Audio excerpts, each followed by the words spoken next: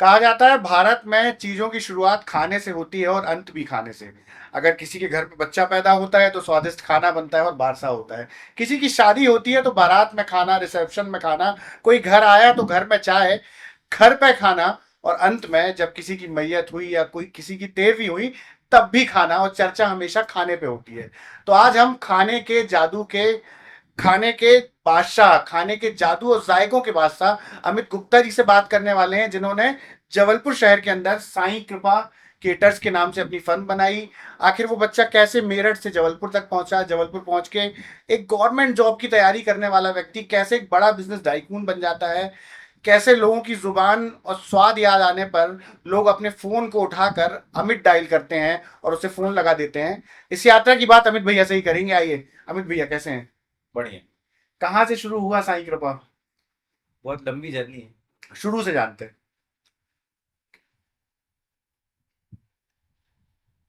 तो ये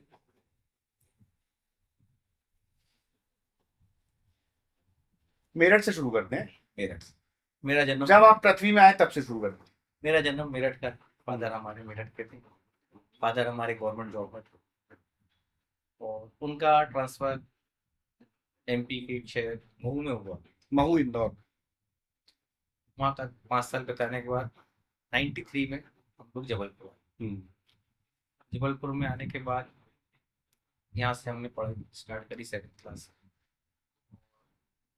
जब हम फादर हमारे और हमारे दादाजी, हमारे बड़े पिताजी सब गवर्नमेंट जॉब में ही थे, डिफेंस अकाउंट्स में। हमारी भी इच्छा थी कि हम भी ऐसे ही किसी सर्विस में आए और देश की सेवा करें, मगर नियति को कुछ और ही मंजूर था।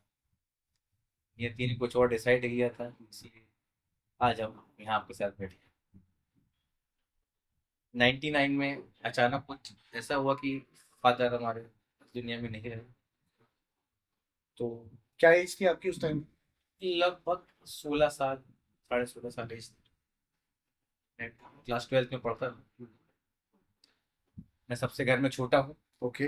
2 बहनें मेरे से बड़ी, मगर उस दिन मैं घर में सबसे बड़ा हो गया। जी। घर की जवाबदारियां मेरे ऊपर। मैंने पढ़ाई को जारी रखा। मैं क्लास 11 से कॉम्पिटेटिव तैयारी कर रहा था। Bank, SSC, railway, PS, NDA, सारे एग्जाम मैंने फेस किए, मगर कुछ पारिवारिक दबाव था, उसके कारण मुझे अचानक पढ़ाई में तो शर्म पापा का जाना जबलपुर आकर ही हुआ या उसके पहले हो चुका था? पापा का जब पढ़ने के बाद 99 ओके, मतलब आप जबलपुर में सेटल हो चुके थे उस समय। सेटल नहीं हो पाए थे, हम्म। मगर यहाँ रह रहे थे। मगर उसके बाद फिर यहीं सेटल हो गए। कैसा एक्सपीरियंस था नए शहर में आना, फिर मम्मी और सिस्टर्स के साथ रहना, फिर पापा भी? थोड़ा कठिन था, मगर शहर ने आपको एक्सेप्ट किया कि आपने शहर को एक्सेप्ट किया? दोनों एक दूसरे को एक्सेप्ट कर पाए। नहीं, फिर भी एक रहता ना, एक ग्राफ रहता है कि आप मैं ये कहना है। तो तब आप तैयारी कर रहे थे। तो टारगेट अगला यही था कि गवर्नमेंट जॉब करनी है, महीने की बिल्कुल। तनख्वाह है और सेफ्टी के साथ जीवन बिल्कुल। चले। देश सेवा का एक जज्बा था जो आज भी है, जी। किसी और रूप में कर रहे हैं। कर रहे हैं। और जब पढ़ाई करते करते लगा कि कुछ और करना है, तो मैंने 2 साल रेडीमेड गारमेंट का बिजनेस भी किया। ओके। शौक किया कि कुछ बिजनेस करना है, क्योंकि ज्योतिष बोलते थे हमेशा, जब भी कुंडली देखते थे, हाथ देखते थे, बोलते थे गवर्नमेंट जॉब का योग है, हम्म। लगेगी। प्रयास जारी। फिर फादर की कॉम्पनसेटरी जॉब का भी योग बना, लगा लगेगी। प्रयास करते रहे, पढ़ाई भी करते रहे, मगर लगा कि बिजनेस करके देखते हैं। बिजनेस करने में क्या है। किया। आगे की ऑप्शन तो आप उस समय भी ले सकते थे ना, पापा की जॉब मिल सकती थी आपको। मिल सकती थी और मिल भी जाती, मगर कुछ कंडीशंस कुछ हम्म। थी, फेवर में नहीं हो रही थी सब। मगर कपड़े का व्यापार ही बहुत अच्छे से अच्छा। मजा आया, वो पैसे कमाए, हम्म। मगर मन थोड़ा सेटल नहीं हो पा रहा था। फिर इसी दौरान मेरे जो बड़े जीजा जी लखनऊ में, उन्होंने केटरिंग का बिजनेस स्टार्ट किया। अच्छा। उन्हें एक अच्छे हेल्पर की, रिलायबल हेल्पर की जरूरत थी। उन्होंने बहुत इंसिस्ट किया और मुझे बुलाया, क्योंकि उस समय हम लोग अलग दुनिया में रहते थे। एक एज थी कि मैं जाना नहीं चाहता था, हम्म। बहुत दबाव बनाया गया और मैं गया। लखनऊ। मेरी मदर, मेरठ से जबलपुर, जबलपुर से लखनऊ। लखनऊ में मैं 2-4 महीना वहाँ रह के मैंने उनको असिस्ट किया, हम्म। सीखा, समझा। और आने के बाद कुछ दिन तो घूमता फिरता रहा अपना, फिर लगा कि नहीं, ये काम करना चाहिए, करने लायक। मगर फिर भी कोई राह दिख नहीं रही थी करने के लिए, क्योंकि लखनऊ बहुत बड़ा शहर है, जबलपुर बहुत छोटा छोटा शहर था शहर। उसमें। फिर हम लोगों ने, हमारे किसी निकटतम एक व्यक्ति जो है कैटरिंग लाइन, उनसे मैंने सहयोग लिया। हमारे गुरु श्री राजू कर सर, उन्होंने हमको असिस्ट किया, बस सिखाया। और फिर मैंने अपना व्यापार सन 2005 में मैंने अपना पहला काम 2005 में। कई में। दोस्तों ने बहुत कोऑपरेशन किया, बहुत मदद करी, और आज यहाँ तक पहुंचे। पिछले 20 साल में क्या अनुभव रहा? अनुभव तो बहुत सारे हैं। कुछ उम्दा सा ही, एक कहानी कोई, मतलब। काम ऐसा लगा कि एक समय कर ही नहीं पाते, कुछ नहीं है। उस समय कुछ था भी नहीं, ना हमारे पास इक्विपमेंट हुआ करते थे, ना कस्टमर हुआ करते थे, मगर एक जज्बा था करना है। और बस एक संकल्प था कि जो भी करना है ईमानदारी से। हमने प्रयास किया, और लोगों ने जो विश्वास हम पे किया, उसका मैं हमेशा ऋणी रहूंगा। क्योंकि ये बहुत विश्वास की टक्कर है, अपने घर की शादी या किसी उत्सव को दूसरे पे सौंप देना आसान कार्य नहीं होता। उसकी जीवन भर की एक इज्जत जो होती है वो लगी होती है काम बनने और बिगड़ने से। अच्छा, एक बात बताइए, ये साईं कृपा गिटर्स नाम है आपकी फर्म का, है ना? जी। आपको मैंने तिलक लगाए भी देखा, आपको पहले से भी जानता हूँ। तो सो कॉल्ड धर्म की परिभाषाएं तो भारत में तो बदल चुकी हैं, धर्म की परिभाषाएं अलग हैं। अब बहुत सारे धार्मिक लोगों के हिसाब से साईं बाबा जो हैं वो अपने धर्म के नहीं है, मैं किसी धर्म का नाम जी। नहीं लूंगा, अपने धर्म के नहीं है, जी। दूसरे धर्म के हैं। और आप तिलक भी लगाते हैं, फिर आप बाबा को मानते भी बहुत हैं। तो श्रद्धा के विषय में और साईं बाबा के बारे में या साईं कृपा के बारे में कोई बढ़िया सा थॉट दीजिए आप। पहली बात तो ये कि कंट्रोवर्सी तो हमेशा चली आ रहे थे और चली। आरोप प्रत्यारोप हमारे श्री राम प्रभु पे भी लगे थे, और सब पे लगते, उन पे भी लगे। मगर साईं बाबा को हम भगवान की श्रेणी से लगे। वो एक संत है, संत है और संत है। राइट। लोग उनको भगवान उनके पूछते हैं, ये उनकी श्रद्धा है, हम्म। हम भी पूछते हैं। मगर कुछ उनके पास जो भी शक्ति है या चमत्कार है वो हम महसूस करते हैं। जिसको महसूस होता है वो समझता है, जिसको नहीं होता है वो नहीं समझता। जुड़ाव कहाँ से हुआ साईं बाबा से? जुड़ाव ऐसा हुआ कि मेरा एक एग्जाम था रेलवे का, सिकंदराबाद। जब सिकंदराबाद दूर था, हम्म। जाना अकेला लग रहा था कि कठिन होगा, तो मेरे एक बहुत निकटतम मित्र थे। मैंने उनको बोला कि मुझे आपके साथ चलना। हम्म। वो एग्री हुए, हम्म। कंपनी मिल गई। हम्म। मगर उनकी एक ही कंडीशन थी कि लौटते समय हम लोग शिरडी दर्शन करते हुए आए। आई।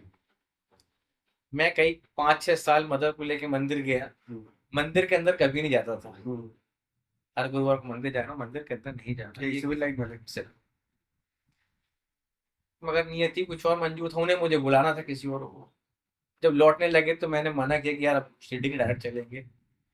मगर वो मुझे ले गए, हम लोग गए। उसके कहने पे मैं गया, वो दर्शन, नॉर्मल दर्शन किए। सुबह एक बार हुआ, तो अब दोबारा आरती में बैठे हम लोग। तो वो लाइफ का बहुत बड़ा टर्निंग पॉइंट। आरती दौरान हम लोग को 1 आध घंटा वहाँ बैठना पड़ता है। आरती हॉल में जब बैठे तो कुछ गॉड से ऐसी कनेक्टिविटी हो गई कि उन्होंने मुझे पूरे जिंदगी का अच्छा बुरा सिर्फ 5 मिनट में दिखा दिया। और मैं वहां फूट के रो रहा हूँ, मुझे ही नहीं पता मैं क्यों रो रहा हूँ। वो एक लाइफ का टर्निंग पॉइंट था। जब मैं जुड़ा उसके बाद ही मुझे विश्वास और आस्था बैठी, तो आज तक।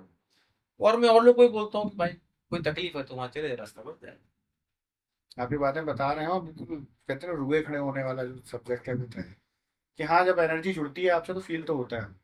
तो उसके बाद फिर आपको जैसे समझ आया कि अब गुरु वही है और उनके सहारे चल रहे हैं, तो यहाँ से साईं कृपा जो है बिल्कुल वो शुरू हो गया।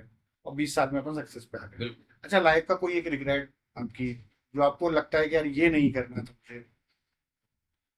नहीं करना तो कुछ ऐसा नहीं बोलूंगा, हाँ ऐसा लगता है कि फादर थोड़ा जल्दी चले गए, नहीं रहते मेरे साथ तो मैं और कहीं और होता और ऊपर। नहीं, वो तो कुदरत का रिग्रेट, आपका रिग्रेट, आपको जो लगता है कि यार मुझे ये काम नहीं करना था। शायद ऐसा कुछ बताना कठिन होगा। और कुछ ऐसा एक पॉइंट के यार इस चीज ने या उस काम ने सब कुछ बदल दिया, कुछ ऐसा होता है ना लाइफ में, हर किसी की होता है कि आप बताना चाहो सबको यार मेरे साथ लाइफ में ये हुआ था एक बार और उसने सब चेंज कर दिया। ये हुआ था कि लखनऊ जाना जो मेरे लिए जबरदस्ती बुलाना और वो जाना जिसको मैं नहीं जाना चाहता था, मैं मजबूरी में गया कि यार जीजा जी हैं मेरे, नाराज हो जाएंगे। उन्होंने बुलाया और मैं गया, वहां से मेरी लाइफ का टर्निंग पॉइंट कि मुझे जाना और इस लाइन में आना, क्योंकि मेरा बैकग्राउंड था ही नहीं, कोई भी बैकग्राउंड नहीं था फूड से रिलेटेड।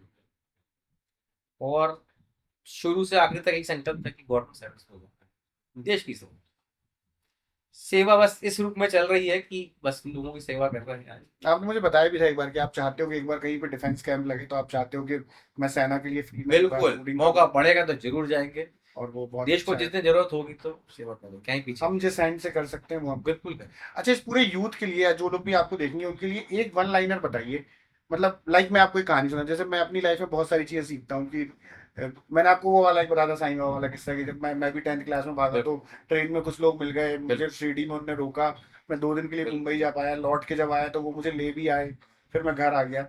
जीवन की कोई एक ऐसी कहानी या कुछ ऐसी ऐसा वन लाइनर के जो लोगों के लिए काम का हो कि यार अमित भैया ने किया है, हम भी कर सकते हैं, हमसे भी हो जाएगा, क्योंकि हम आपसे यहाँ बैठ के बात इसलिए कर रहे हैं कि आप कुछ ऐसा बता दें जो लोगों के काम का हो।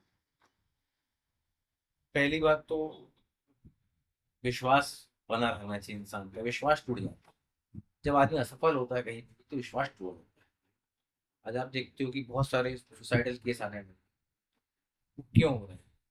विश्वास टूट रहा है, नहीं सफल हो रहे हैं तो विश्वास टूट जाता है, दोबारा स्टैंड नहीं होना चाहता। हम्म। एक विश्वास नहीं खोना और एक ईमानदारी नहीं खोना, बस मेरे जितने भी यूथ हैं उनसे यही है कि वो, आज आप देख रहे हैं कि यूथ जो है गलत दिशा में जा रहा है, शॉर्टकट अपना रहा है, हम्म। वो स्किल नहीं अपनाना चाहता, वो सिर्फ शॉर्टकट को ऐसा नहीं।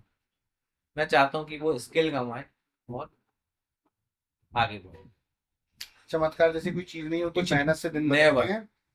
आपको राह कोई दिखा देगा पर चलना आपको पड़ेगा, पहुंचना आपको पड़ेगा। बिल्कुल बिल्कुल। अगर आप चाहते हैं कि कुछ करना है तो कुछ करूं, किताब ही करना लिखी थी। पड़ेगा, बगैर करे कुछ नहीं, करेंगे नहीं तो नहीं पड़ेगा। मुश्किल है बहुत।